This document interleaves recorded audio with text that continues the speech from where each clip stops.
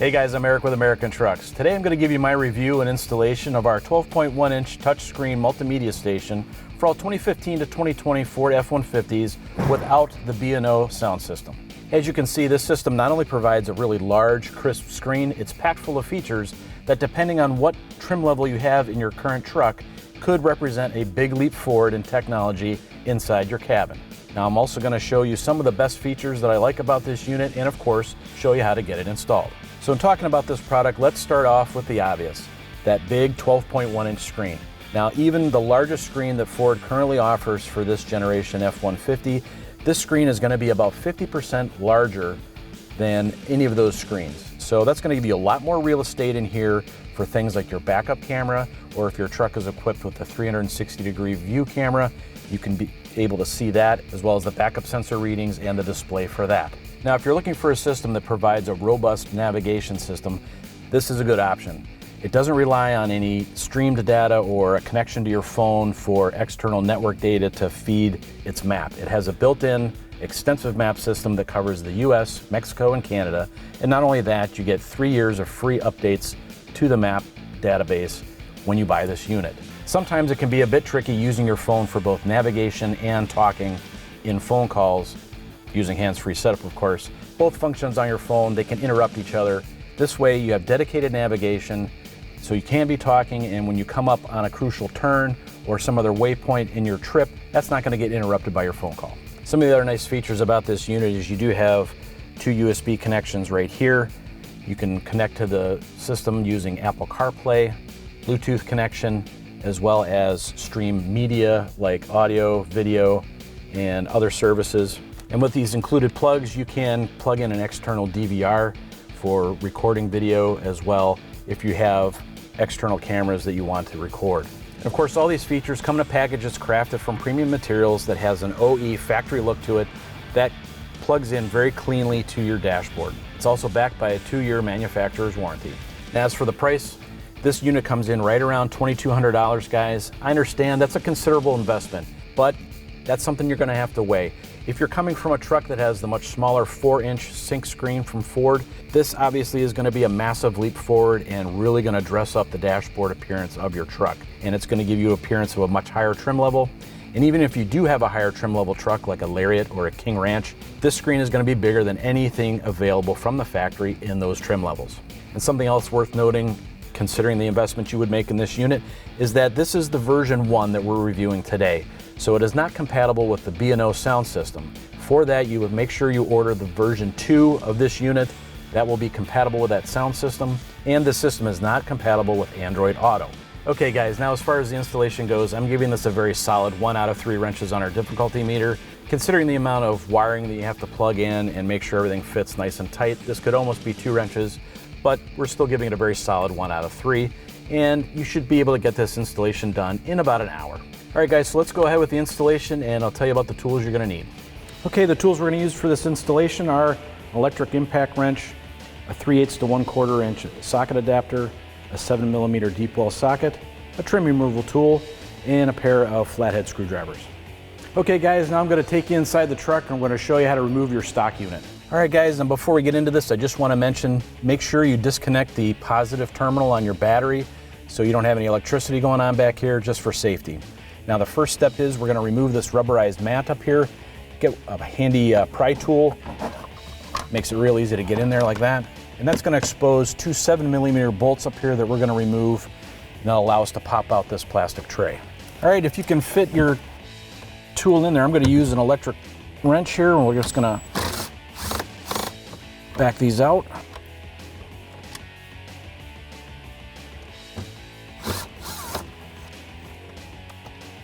Okay, I'm going to get a hold on it here and just kind of use my trim removal tool to assist it a little bit.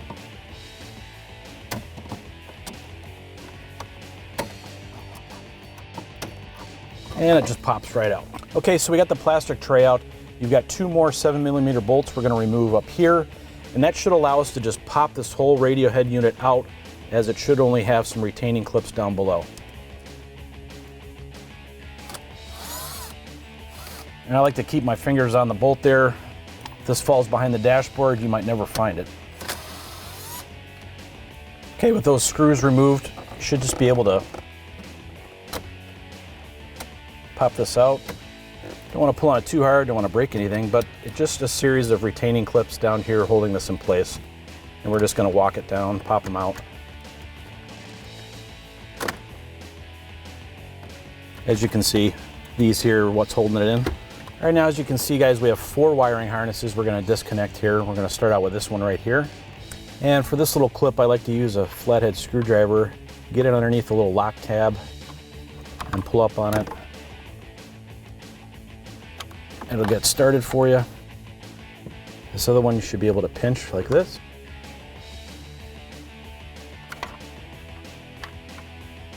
All right, now with these guys, you might want to use your screwdriver again. There's a little tiny tab right there, push in on.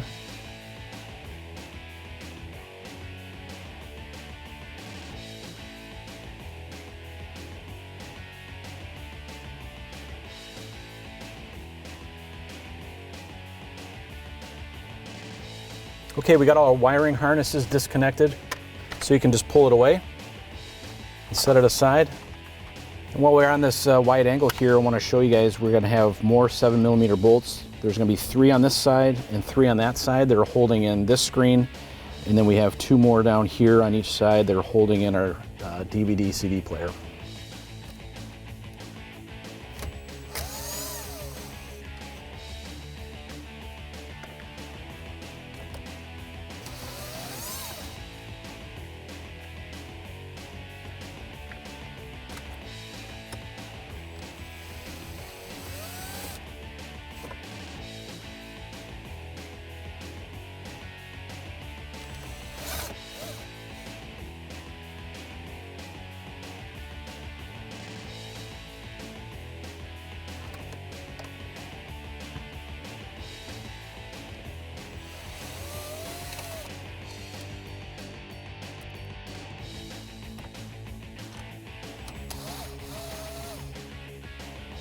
Right now that we have all those bolts out, just kind of pull this out a little bit. And we've got a series of plugs we're going to take out here, starting with this. Just push that little lock tab down, pull that down, and that allows you to back that one out pretty easy. Then this one here, you have another lock tab, push down on that.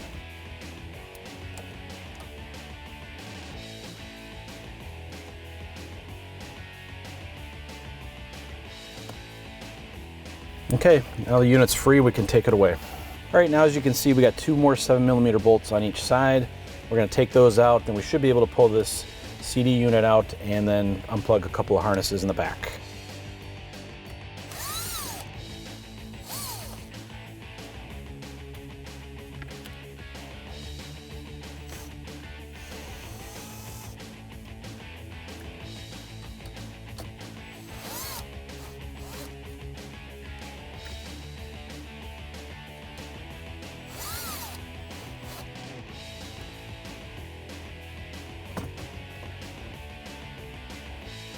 All right, then just unplug these 3 harnesses.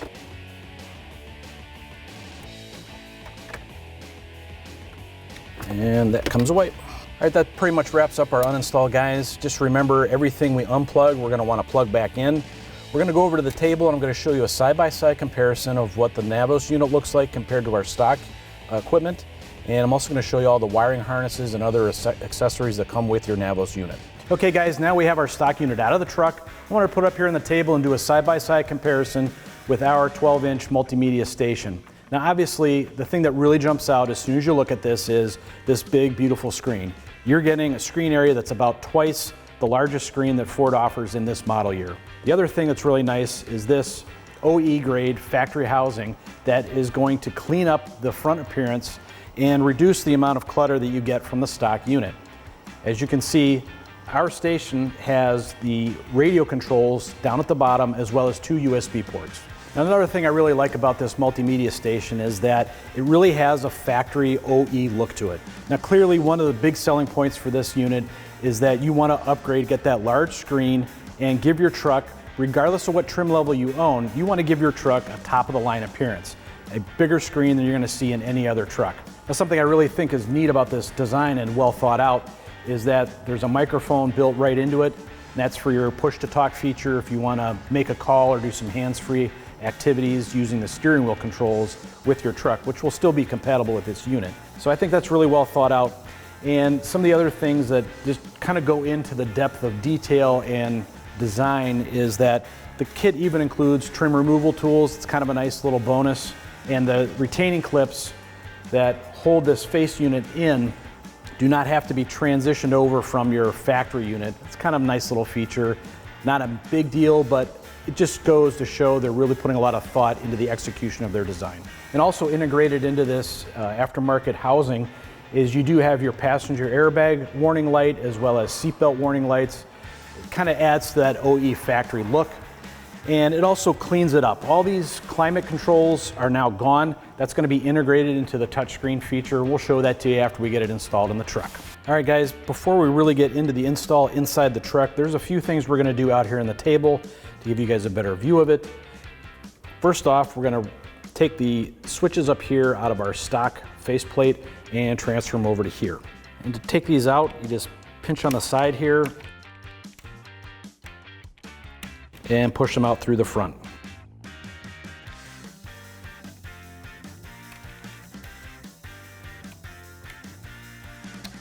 And then you simply slide them in the front here, and they should clip into place. All right, so taking a look at the back side of our new unit here, you can see a lot of plugins. Don't be intimidated by that, guys. Every plug is unique, so you just find where it fits and click it in. You're not gonna have to worry about plugging something in where it doesn't belong. Every connector is unique. So we're just gonna start up here at the top. This multicolored connector should fit in just like this.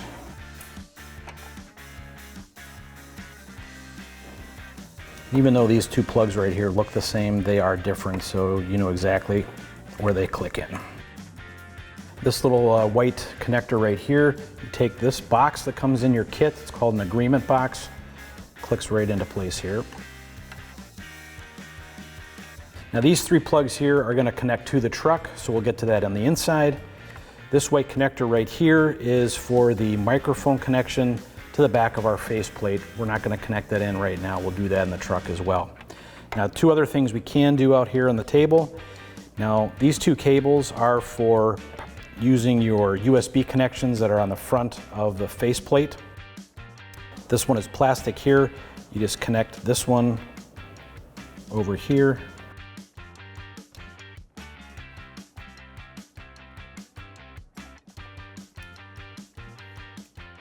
Just like that, white plastic to white plastic, and this one kind of has like a little metallic housing.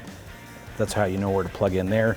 And these will plug into the back of the faceplate, and that's to connect our unit to the USB ports.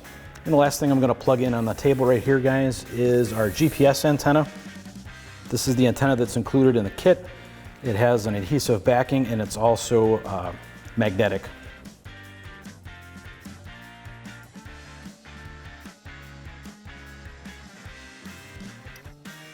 Okay, now that we have all this plugged in, guys, we're going to take this over to the truck, and just so you know, when you line it up, we're going to be using some of the factory hardware to bolt this in place.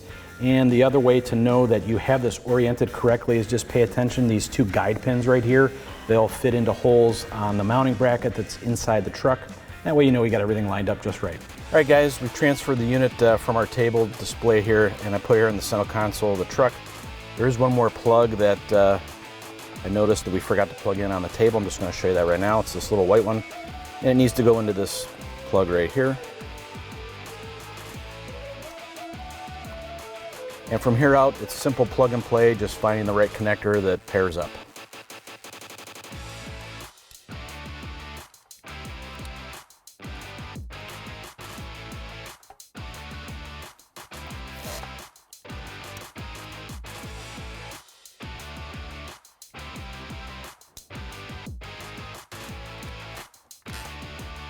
We have these bottom two plugs here on the unit. I'm going to just kind of lift it up because we don't have a lot of slack.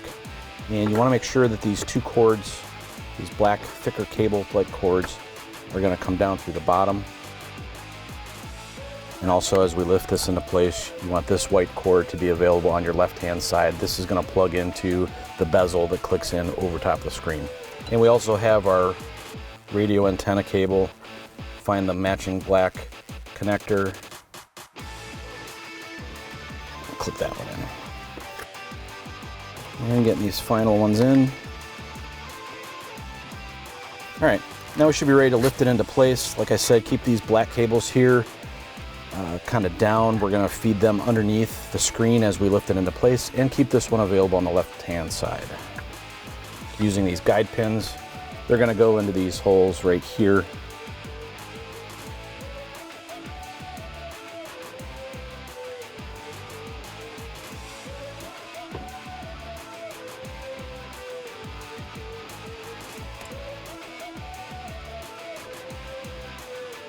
I'm just going to hold it in place, and we're going to reuse our factory hardware to bolt the screen up into place. Bolt up here, down here, and then the same thing on the left-hand side. All right, I'm just going to start these with my fingers.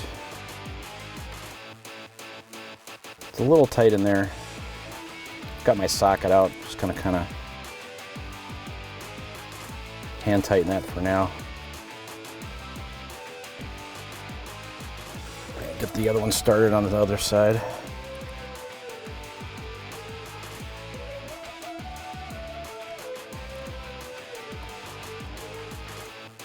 As you can see, we've kept these cables protruding out the bottom. These are going to plug into the back of the bezel that goes around the screen. And we also have this plug right here. I'm going to start the bottom bolts.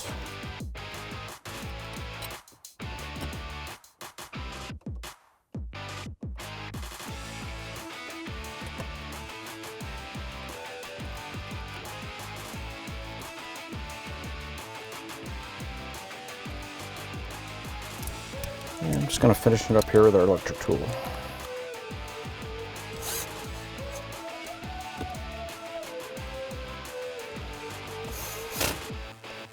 All right, guys, I got our front bezel piece right here.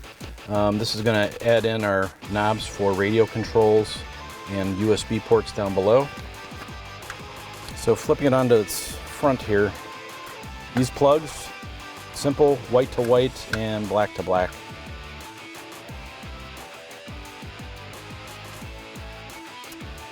All right, and as we're trying to snug this into place, we found out it's pretty tight in here, so a better option might be to feed this plug up top and simply plug it in up here. So as we're fitting this into place, just kind of feed this cord in over the top. That'll give you the clearance here, so everything should plug in nicely.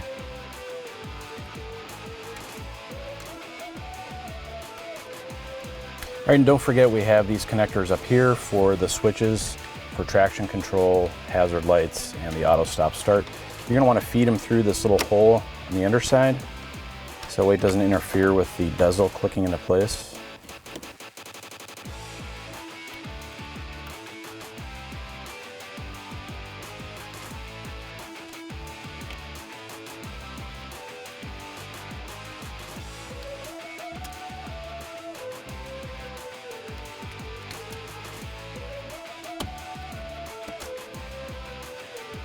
Okay, and before we put our tray back in, just want to note the GPS puck right here that comes with the kit. We've got that plugged in. A real good place to put it is right up here in this little notch. There's a little shelf in there. Real good place to peel the adhesive backing off and stick it right on there. And we're not permanently mounting it in this truck, so I'm not going to do that. I'm just going to tuck it underneath. And before we can get our tray in, we got to do these two screws up top here. Get them started.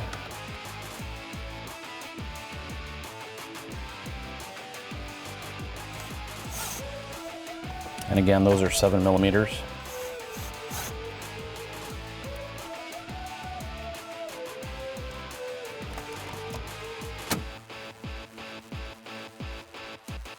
And 2 more 7 millimeters up front.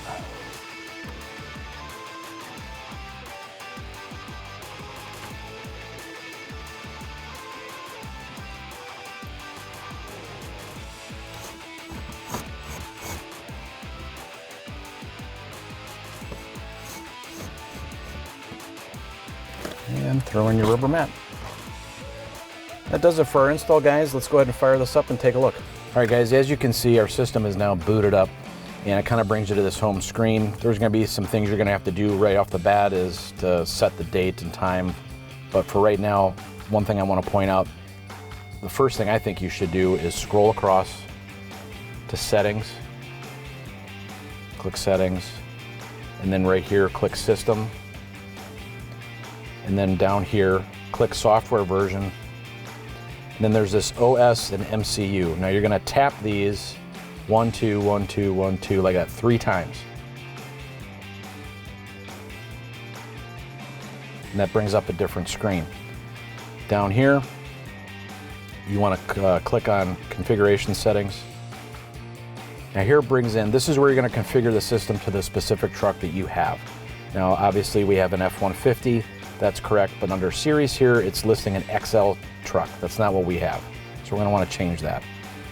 We wanna select XLT, that's the trim level of this truck. Click here. We're gonna leave it at that. This truck does not have heated seats, so we'll just cancel out of that. Speaker normal and AVM none, and we're gonna hit save. Now obviously, if you have a different trim level on your truck, you're gonna wanna follow different selections. But I wanted to point that out. That's gonna tailor this system to your truck, so all the functionality is there. So we're gonna go back to our home screen. Just some of the other features here. Down here, you're always gonna have your climate controls handy. Some of the basic ones, just on, off, and obviously selecting your vent setup, AC. I mean, that's pretty straightforward stuff. You're used to seeing that. And up here, you can cycle through your radio, Bluetooth music. We don't have anything paired up right now, but that's the menu we go to. Navigation.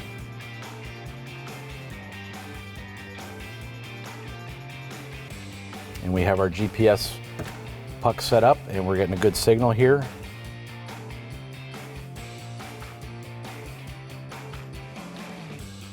Phone setup, obviously you're going to need to pair a phone before you can use any of the functionality there. If you have external cameras on your truck set up, that's where you would access this here. We do not on this truck. Our truck's not equipped with AVM. If you're going to connect a memory stick, you can upload photos to here. We don't have anything set up yet. Your equalizer settings, USB music that you want to plug in down here, you can access that menu here. Video, and of course settings. And this is where you can set everything. I had to go through earlier, change everything to Fahrenheit, miles, that kind of thing. Now that beeping I don't know if you're picking up in the video, every time I'm clicking on a button, there's a beeping noise. You can turn that off as well. Down here under the general settings, if that gets to be annoying, just turn that off. And as I'm clicking on these things, it's no longer beeping. Network, you can connect to Wi-Fi if you have a hotspot on your phone. Works nice that way. And here you can select brightness, day-night feature, much brighter screen for daytime, storage, and if you have a door keypad on your truck, you can actually change it right here. It's pretty cool. All right, guys, that does it for my review and installation of the version 1 of our 12.1-inch touchscreen multimedia station for all 2015 to 2020 Ford F-150s. Now, for all things F-150, keep it right here at AmericanTrucks.com.